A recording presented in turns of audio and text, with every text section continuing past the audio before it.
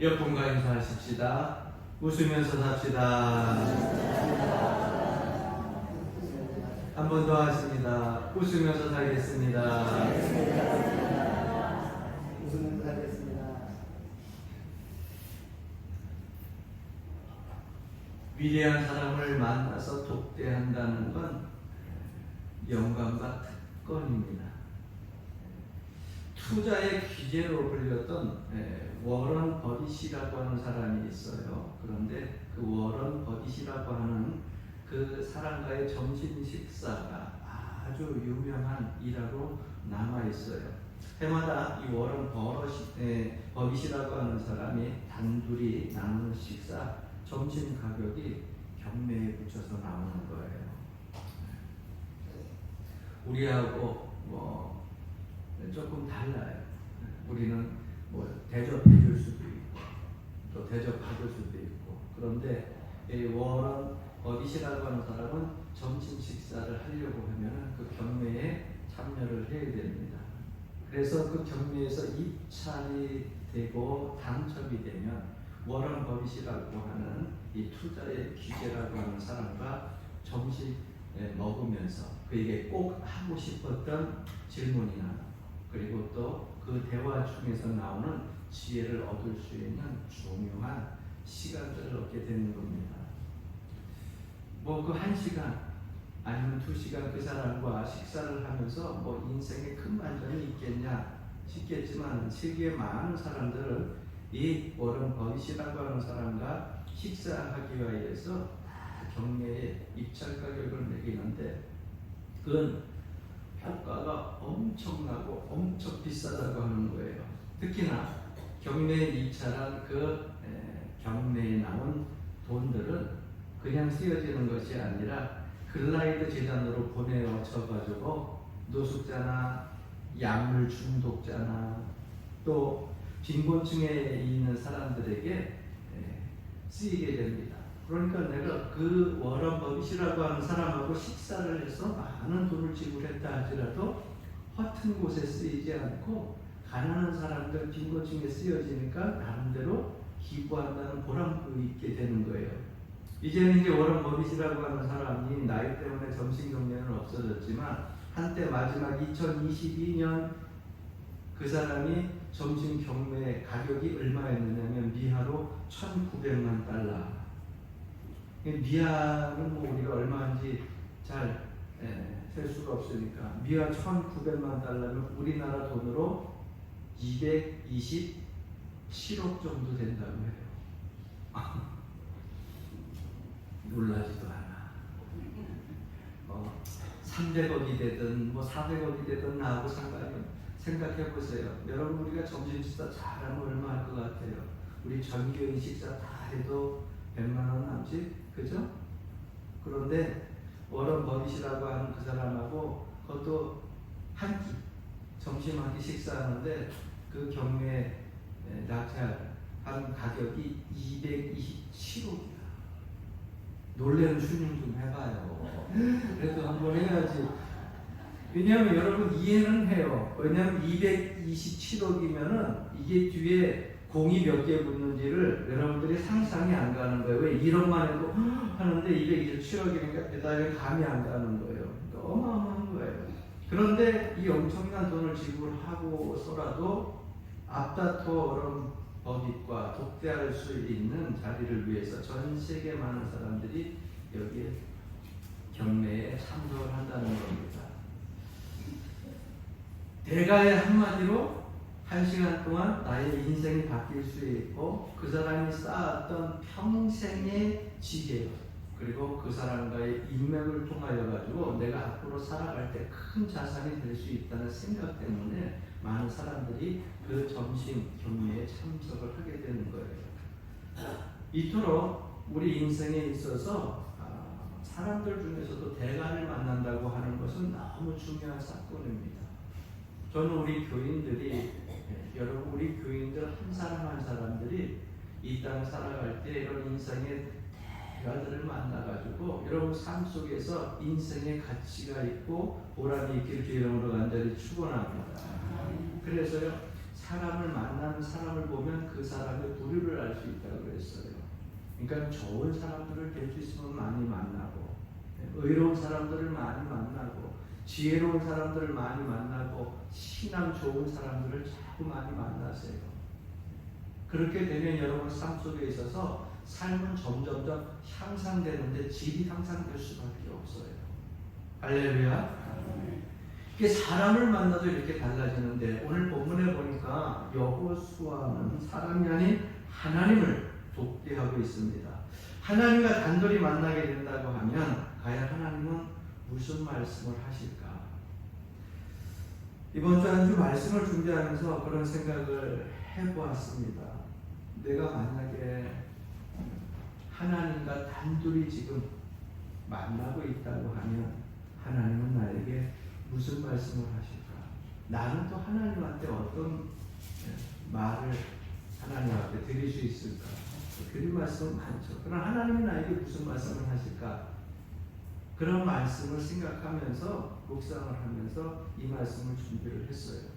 오늘 본문에 보니까 여호수아가 백성 앞에 서기 전에 하나님과 단둘이 나누는 대화의 내용들이 나오는데, 하나님께서는 여호수아를 통해 가지고 백성에게 말씀하시기 전에 먼저 여호수아에게 말씀하십니다.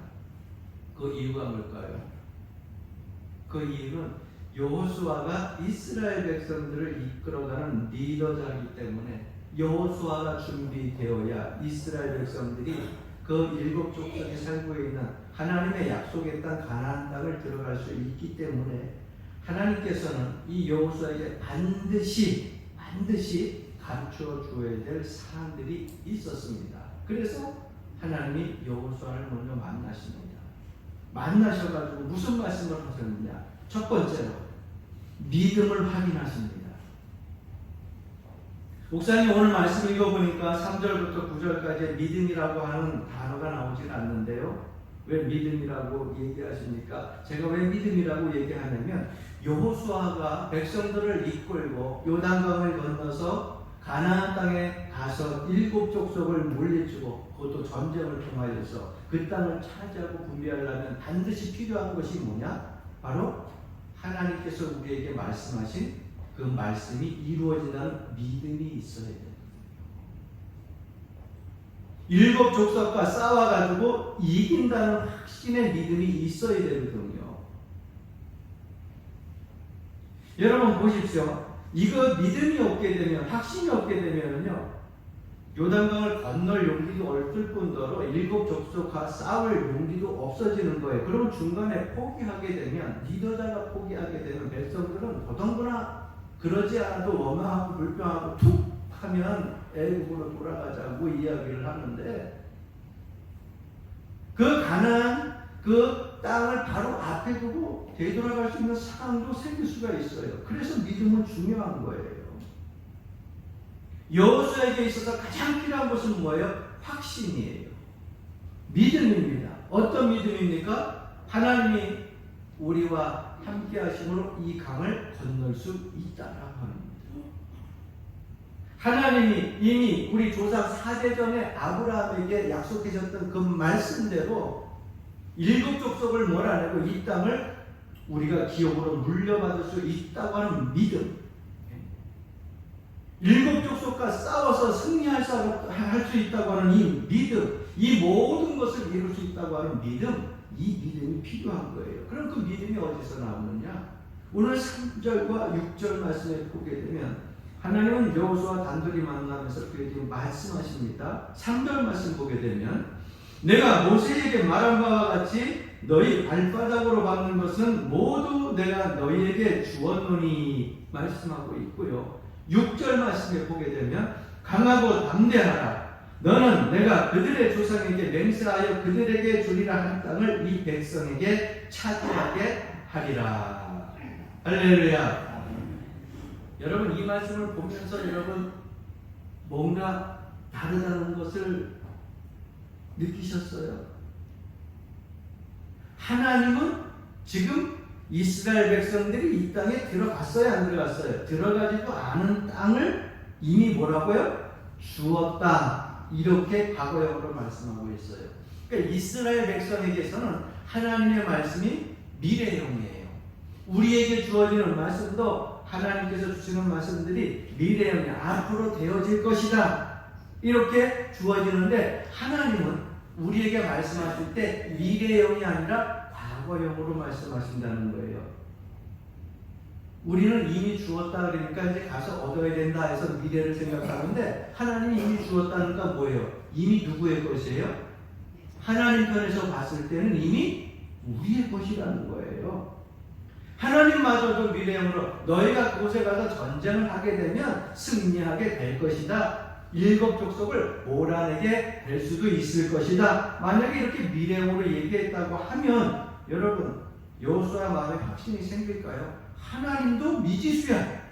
될지 안 될지 몰라.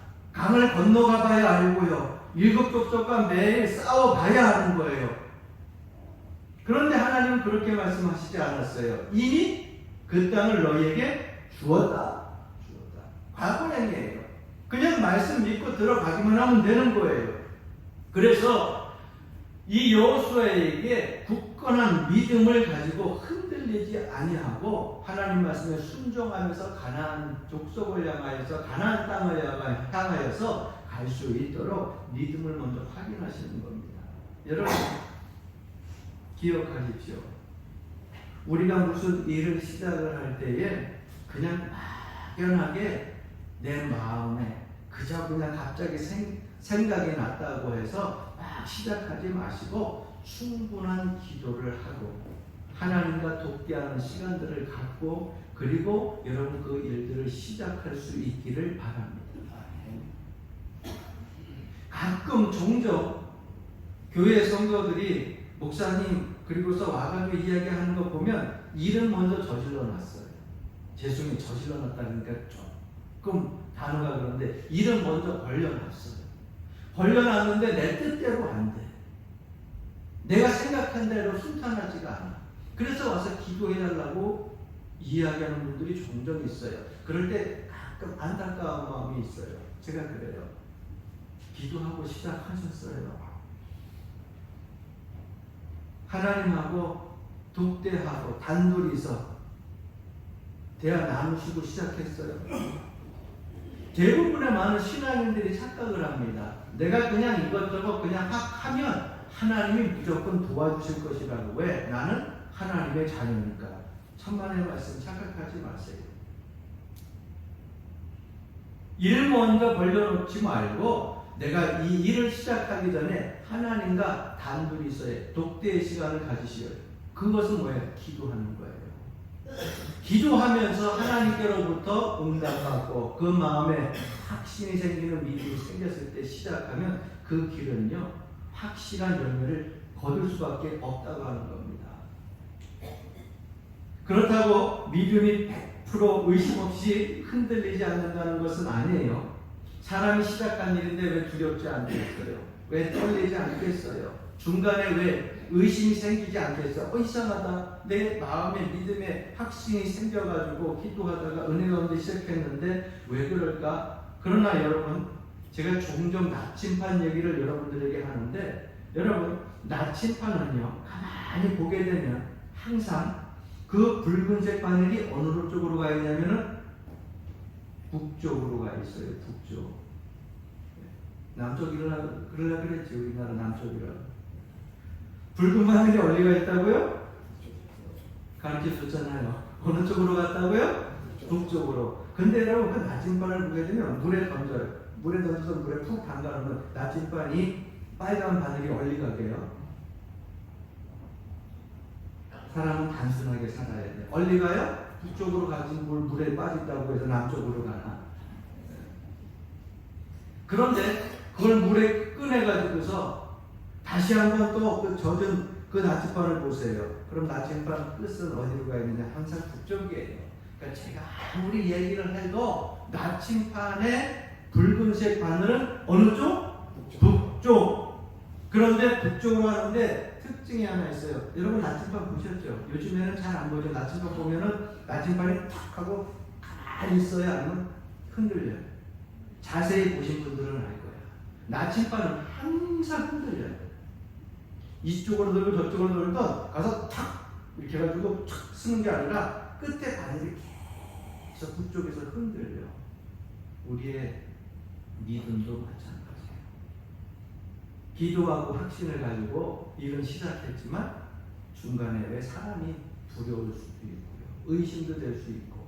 그러나 흔들릴 수 있지만 흔들린다고 붉은색 바늘이 동쪽으로 가거나 남쪽으로 가거나 서쪽으로 가지 않아요. 어느 쪽에서 흔들려요? 북쪽에서 흔들리는 것처럼 여러분들의 그 믿음과 확신이 의심이 된다 할지라도 흔들린다 할지라도 여러분 주어진 방향, 그 믿음의 방향, 약속하신 그 방향을 향하여 가지고는 끝까지 걸어갈 수 있게 주님을 간절히 축원합니다. 하나님이 우리의 방향이고요. 하나님이 주신 그 방향을 걸어갈 때 흔들릴 수 있지만 계속 걸어가라는 거예요. 왜? 여호수아에게 말씀하신 대로 과거형으로 줄 것이다가 아니라 이미 주었다. 저는 오늘 여러분도 말씀을 듣는 중에 하나님과 단둘이 만나서 독대하면서부터 하나님으로부터 확실한 믿음의 응답을 받을 수 있기를 간절히 축원합니다. 두 번째, 하나님은 동행을 확인하십니다. 하나님은 여호수아에게 동행을 약속하세요. 여호수아야, 네가 요단강을 건너갈 때 결국 혼자 걷는 것이 아니다.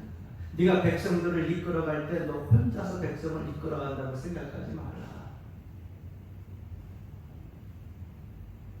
내가 너와 함께 가고 있으니까 담대하고 두려워하지 마라.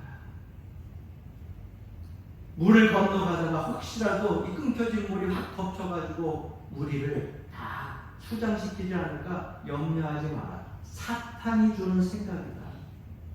저 일곱 족속을 물리칠 수 있을까? 우리보다 기골이 장대하고 장비도 좋은데, 전쟁 장비 좋은데 이길 수 있을까? 숫자라도 보게 되면 숫자라도 그렇게 많은 것 같지 않은데 이길 수 있을까? 의심되는 거 사탄이 주는 마음이다. 걱정하지 마라. 그러니 내가 너와 함께하니 강하고 담대하고 이미 주어진 그 땅을 축복의 기업으로 받으라고 주님께서 함께 하신다고 하는 그 동행을 확인시켜 주십니다. 오늘 본문 5절 그리고 9절 말씀입니다. 먼저 5절 말씀. 내 평생에 너를 능히 대적할 자가 없으리니 내가 모세와 함께 있었던 것 같이 한번 따라해 봅시다. 너와 함께 있을 것이니라. 내가 너를 떠나지 아니하며 버리지 아니하리니 이렇게 말씀하고 있어요. 9절 말씀 보면 내가 네게 명령한 것이 아니냐 강하고 담대하라 두려워하지 말며 놀라지 말라 내가 어디로 가든지 내 하나님 여호와가 또 한번 따라합시다. 너와 함께하느니라 하시니라. 할렐루야. 아멘. 하나님이 어떻게 한다고요? 함께 하신다고요. 단둘이 만나서 하나님이 여호수아에게 말씀하시는 거예요. 그것도 한 번이 아니고 두 번씩이나 얘기한다는 거 강하게 잃어버릴까 봐. 내가 언제나 너와 함께 하고 있다고 하는 것을 기억해라. 평생에 너를 대적할 자가 없을 것이다. 어떤 어려운 일이 닥쳐도 담대하라 두려워하지 말라. 그 매 순간순간 너와 함께 하고 있다고 하는 것을 결코 잊지 말고 기억하라. 말씀하고 있습니다. 한번 따라합시다. 하나님이 동행함이 힘이다. 믿으십니까? 근데 왜 걱정하십니까?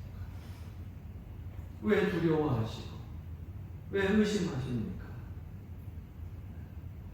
하나님이 동행하는데 그 하나님이 이미 과거형을 우리에게 주시고 함께 하신다고 했는데 세상 끝날까지 함께 하신다고 했는데 왜 자꾸 의심하세요? 왜 걱정하세요? 어렸을 적에 놀다가 동네 형들이 힘이 센 형들이 가끔 가다가 동생들을 이렇게 때리는 경우가 종종 있습니다. 뭐 저라고 해가지고서 뭐 맨날 뭐 좋은 일만 있었던 건 아니에요. 그 동네 형들이 막 때리려고 구박을 주게 되면은 머리고 뭐고 한 대 얻어맞고 뭐 울고. 왜? 되들어도 힘이 없으니까 또 맞을까봐. 그런데 그때 마침 뭐 형이라도 오게 되면은 2대1이 되니까 그래도 안 될 때가 있어요. 그러면 외삼촌이 와가지고서 이렇게 보니까 자기 조카들이 맞으면 외삼촌이 막 꾸지라는 거죠. 그런데 어떤 못된 것들은 꼬작꼬작 따지면서 대들려고 합니다. 그런데 제가 그때 느끼는 것들이 하나 있어요. 내가 힘이 없을 때에는 그저 이 사람도 좁았고 저 사람도 좁았고 그래. 그런데 아버지가 딱 오게 되면 여러분 생각해 보십시오. 눈 감지 말고 생각해 보니까 바로 눈 감네. 눈 뜨고 생각해. 눈 뜨고. 아버지가 오면 세상 어느 아버지가 자식 새끼 맞는데 가만히 있을 부모가 있어요. 그렇죠? 다른 건 몰라도 내 자식이 맞는 거 못 견디잖아요. 그러고 와가지고 막 야단을 치잖아요. 그 다음에 뭡니까? 내가 이 사람보다는 힘이 없어. 둘이 있을 때는 얻어 맞아야 되는데 분명히 힘이 약한데 아버지가 오면 내가 이 사람을 때릴 수 있어. 그 이유는 여러분들이 더 잘 아시죠? 왜? 내 든든한 백이 있기 때문에, 이 사람보다 강한 아버지가 있기 때문에. 여러분 마찬가지예요. 지금 여호수아에게 하나님께서 하시는 말씀이에요. 7 족속이 그들보다 강할 수 있어요. 두려움의 대상이 될 수 있어요. 우리에게 살아가는 이 삶의 인생에 모든 앞길에 어떤 역경과 산과 같이 험난한 그러한 많은 일들이 있을 거예요. 두렵고요, 떨려요, 무서워요. 그런데 여러분 그 산을 넘게 해줄 수 있는 힘이 있는 분이 계시고요. 그 가나안 7 족속을 능히 이기고도 남을 수 있는 능력자가 계시는데 그분이 바로 하나님이에요. 그래서 하나님과 함께 가면 다 모든 것을 능히 할 수 있어요. 그런데 그분이 지금 여호수아에게 뭐라고 말씀하고 있어요? 동행해 준다고. 함께 해준다고.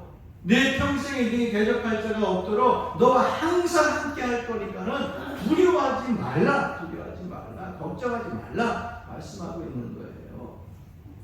여러분 이걸 기억하셔야 됩니다.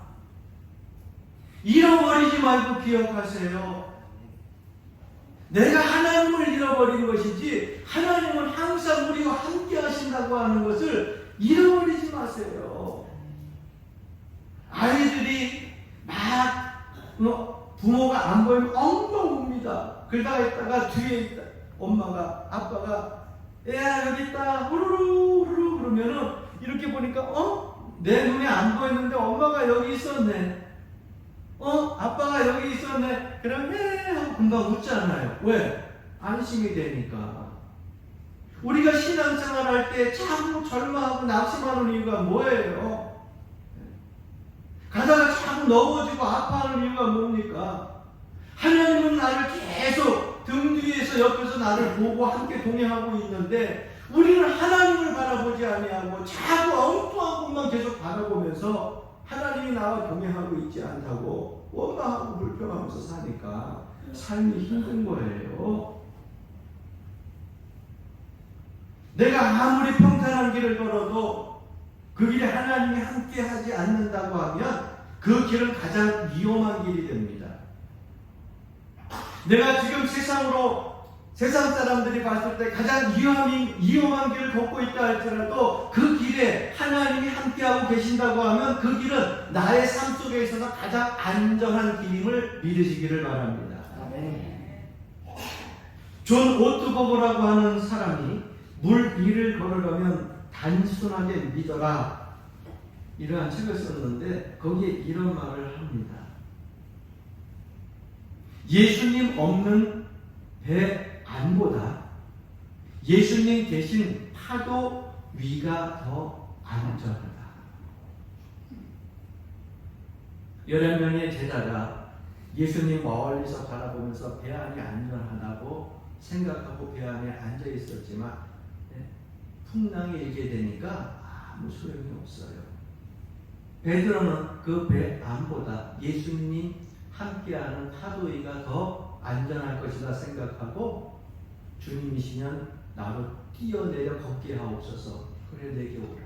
펄떡 뛰어내려가지고 주님께로 갑니다. 여러분, 세상적인 시각, 관점, 그러한 시선을 가지고 바라볼 때에 이것이 사람으로 봐서는 위험한 거고 이것이 두려운 거고 안 될 것 같지만 그것에 하나님이 함께 하시면 두려움이 아니에요. 안 될 것이 아니라 다 되는 거예요. 평탄한 길 같지만 걱정거리 없는 길 같지만 그 길이 주님이 함께 하시지 않는 길이라고 하면 어느 순간에 무너질 수 있는 가장 위험한 길이 된다고 하는 겁니다.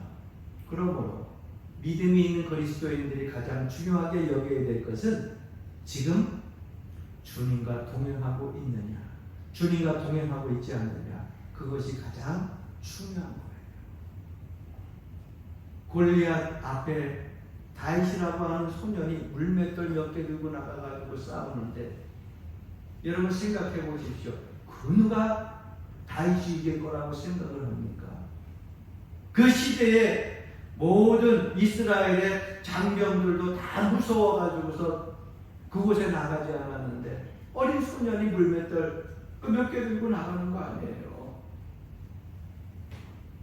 그리고 나가서 골리앗 앞에 서가지고서 이야기하잖아요. 너는 칼과 창을 가지고 나에게 나왔지만 나는 누구의 이름으로? 만군의 여호와의 이름을 가지고 나간다. 하나님이 지금 여호와가 나와 동행하고 있다고 하는 그 확신을 가지고 나가서 이겼어요, 졌어요? 알기는 잘 알아. 항상 모르는 게 아니야. 그러니까 알긴 너무 잘 알잖아요. 그러나 이걸 전례 동화로 생각하는 사람들이 많아요. 역사적인 기록에 있는 거예요. 하나님과 함께 동행함으로 두려워하지 아니하고 물맷돌 들고 나가서 3층이나 되는 그 골리앗 장군을 넘어뜨리잖아요. 그래서 우리가 하나님 앞에 기도할 때에 하나님 저와 함께 해주십시오 라고 기도드리기보다는 하나님 저와 함께 하고 있다고 하는 것을 잊지 말게 해주십시오 기도해야 돼요. 할렐루야. 아멘. 그 사람과 동행해 주십시오가 아니라 동행하고 있다고 하는 것을 잊지 말게 해 주십시오. 아침부터 오늘 본사님 집사님들이 만나서 하는 얘기가 그런 얘기들을 자꾸 까먹는데 나도 까먹어요. 자꾸 까먹어요. 아침에 일을 시작했다 저녁에 까먹고요. 오늘도 사무실에서 교육관을 몇 번을 왔다 갔다 했는지 몰라. 아마 유별나게 본사님들이 그랬을 거야. 목사님 오늘따라 들락날락해라. 교육관에 가서 사무실에 가서 이거 갖고 나와야지. 그리고 들어갔다가 지나가는 가운데 들어갔다가 깜빡 잊고서 그냥 나오는 거야. 뭐 가지러 왔지? 그리고 나와서 교육관에 가니까 이거 가지러 왔지. 그리고 들어갔는데 또 뭐 가지러 왔지? 몇 번을 들락날락 하는 거예요. 여러분 우리가 그렇게 세상 살아가면서 잃어버리는 건 많지만 잊지 말아야 될 것 하나 있어요. 하나님이 나와 동행하고 있다고 하는 사실. 할렐루야. 알츠하이머, 치매, 성병이라고 얘기하는데 하나님이 나와 동행한다고 하는 사실만은 내가 숨이 꼴딱 넘어갈 때까지 잊지 않기를. 할렐루야. 네, 하나님이 약속하셨기 때문에요.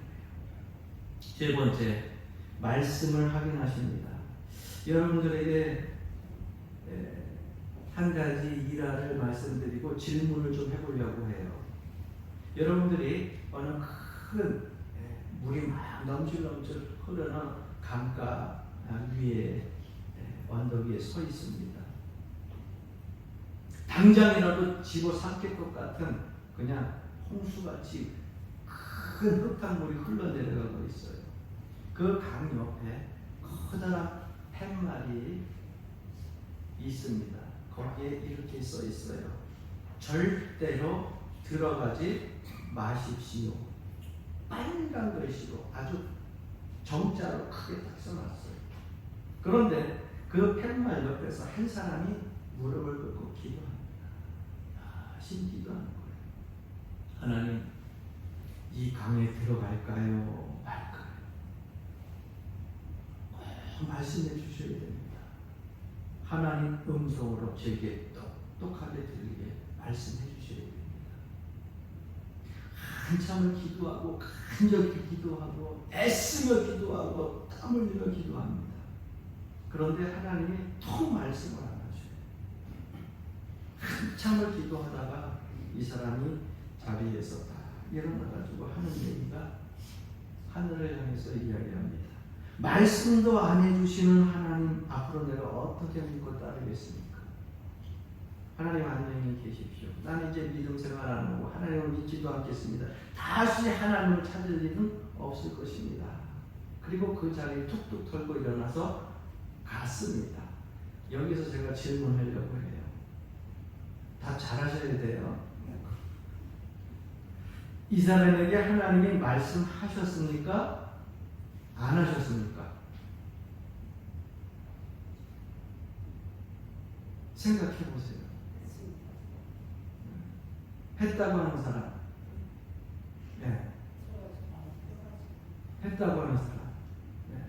두 분이 했다고 했어요. 나머지는 뭐냐면 긴가 여기서 이게 사람이 그래요. 네.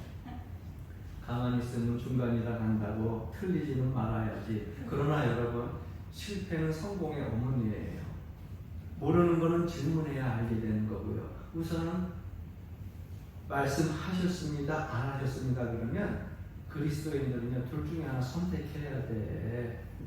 천국과 지옥 가운데에 천주교는 연옥이 있다고 하는데 성경에는 연옥이 없어요. 연옥에 있다 착한 일 하고 천국 가고 못된 일 하면 지옥 가고 없어요. 오로지 사람이 사망 후에는 천국과 지옥 두 군데로 쫙 나눠지는 거예요. 다시, 하나님 말씀하셨어요? 안 하셨어요? 훨씬 많아졌어요. 여러분, 많은 사람들은 그래. 하나님 말씀 안 하셨죠. 왜? 그렇게 기도했는데 응답 안 하셨잖아요. 그런데 언제 말씀하셨느냐? 하나님 분명히 말씀하셨어요. 팻말로 말씀하셨어요. 팻말에 뭐라고 써 있었어요? 절대로 들어가지 마시오. 흔히 사람들이 적어놓은 그 팻말을 보고 우리는 흔히 사람이 적어놓은 거로만 생각을 합니다. 하나님이 말씀하시면 꼭 내 귀에 쨍쨍하게 음성으로 들려져야만 하나님의 음성이라고 생각을 해요. 우리에게 팻말이 뭐예요? 여러분 들고 있는, 여러분 앞에 있는 이 성경은 뭡니까? 우리 흔히 이 성경을 뭐라 그래요? 하나님의 말씀. 알잖아요. 그럼 하나님 말씀하셨어요, 안 했어요? 그 같은데. 하나님 말씀하셨잖아요. 하나님이 말씀하신 걸 기록한 것이 뭐예요? 성경 아니에요. 그 하나님이 말씀하셨어요. 그러면 구약에서는 이 구약 용어로는 율법책이라고 하고요. 우리가 읽는 이 신구약 다 있는 것을 오늘날 하나님의 말씀을 기록한 것이기 때문에 성경이라고 하는데, 여러분 왜 귀로만 듣는 것을 하나님의 말씀이라고 생각합니까? 하나님이 이미 말씀하신 것을 기록한 것을 눈으로 보는 것도 하나님의 말씀이죠.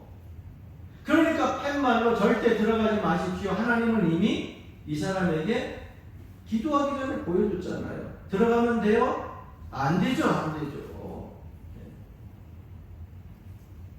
많은 사람들이 여기에 착각을 가지고 오해하는 경우가 있습니다. 하나님의 말씀을 통 안 하세요. 그게 아니라 내가 눈을 닫고 귀를 닫고 마음을 닫으니까 하나님 말씀이 안 들려지는 거예요. 사람들은 기도를 통해서만 하나님의 말씀을 들으려고 합니다.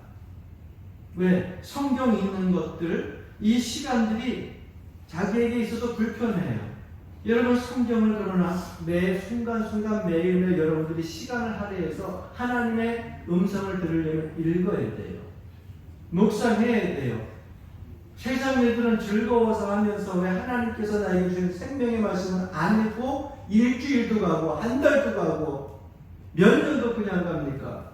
생명의 말씀을 우리에게 줬는데 그리고 나서 우리는 하나님의 말씀을 눈에 보지도 않고 듣지도 않으면서 하나님 앞에 나와서 기도합니다. 하나님 왜 응답 안 해주시느냐고.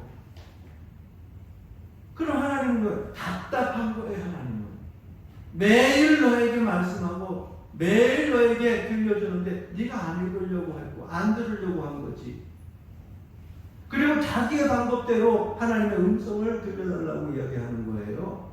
사랑하는 성도 여러분, 하나님의 음성을 듣고 싶습니까? 그러면 여러분 하나님 말씀을 자꾸 읽고 묵상하십시오. 네. 내가 어디에서 무엇을 할지 어떻게 전쟁을 해야 되는지 아침 저녁으로 내가 말해줄 거다. 그러므로 내가 만일 내 음성을 지금 이렇게 독대하는 것처럼 매일 듣기를 원한다고 하면 여호수아야 이렇게 하라. 그러면서 하신 말씀이 오늘 8절 말씀이에요. 이 율법책을 내 입에서 떠나지 말게 하며 주야로 그것을 묵상하여 그 안에 기록된 대로 다 지켜 행하라. 그리하면 따라합시다. 내 길이 평탄하게 될 것이며 내가 형통하리라. 할렐루야. 분명히 우리에게 말씀하셨잖아요. 매일 주시는 하나님의 말씀, 여러분 그 말씀을 여러분 삶 속에서 실천하여 은혜를 누리고 복을 누릴 수 있기를 바랍니다. 그래서 이 8절에는요 한 구절이지만은 하나님 음성을 듣는 법이 정확하게 순서대로 나와 있어요. 첫 번째로 보니까 말씀을 어떻게 하라고요? 읽고 내 입에서 떠나지 말게 하고 눈과 입과 귀로. 그 다음에 뭡니까? 두 번째, 그 말씀을 어떻게 하라고요? 묵상하고 그것을 묵상하여. 그건 뭐예요? 묵상은 머리로 하고 어디로 해요? 내 가슴, 내 마음으로 하는 거예요. 그 말씀대로 다 지켜 행하라.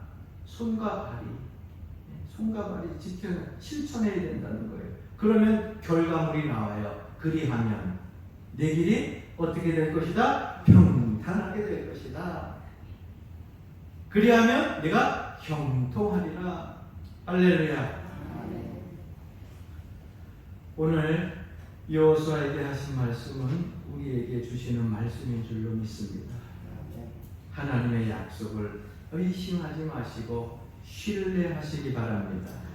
하나님이 여러분과 함께 항상 동행한다고 하는 사실을 잊지 마시기를 바랍니다.